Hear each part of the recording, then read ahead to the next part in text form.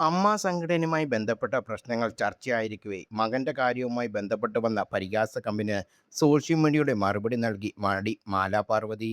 മകൻ ഒരു ട്രാൻസ്ജെൻഡർ യുവതിക്ക് അശ്ലീല ചിത്രങ്ങളും മകന്റെ പ്രൈവറ്റ് പാർട്സും അയച്ചുവെന്ന ഒരു വിവാദം കുറച്ചുനാൾക്ക് മുമ്പ് ഉണ്ടായിരുന്നല്ലോ.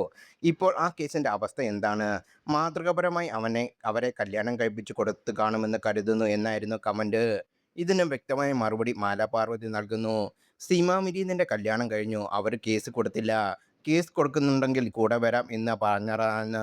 പിന്നെ ഞാൻ മറ്റ് ചിലരെ കോംപ്രമൈസ് ഡീൽ സംസാരിച്ചപ്പോൾ അതിന് നിൽക്കുന്നില്ല എന്ന് പറഞ്ഞു. കാരണം മാനം പണം കൊടുത്ത് വാങ്ങാനും നിലനിർത്താനും പറ്റില്ല. ശിക്ഷ സമൂഹം തരുന്ന നാൾ വരയ്ക്കും അനുവദിക്കണം. ഇപ്പോൾ ഈ കമന്റിന് വരുന്ന വഴി അറിയാം.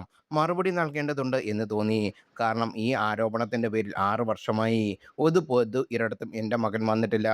എന്നെ ആക്രമിക്കാൻ മകന്റെ പേര് ഉപയോഗിക്കുന്നവർ മനസ്സിലാക്കേണ്ട ഒരു കാര്യമുണ്ട്. ഞാൻ എന്തെങ്കിലും പറയുന്നത് എനിക്ക് നേട്ടം ഉണ്ടാക്കാനല്ല. അതുകൊണ്ട് തന്നെ ശരിപക്ഷത്ത് ഉറച്ചു നിൽക്കും. തെറ്റിയാൽ തിരുത്തും. മാലാ പാർവതി പറഞ്ഞതിങ്ങനെ.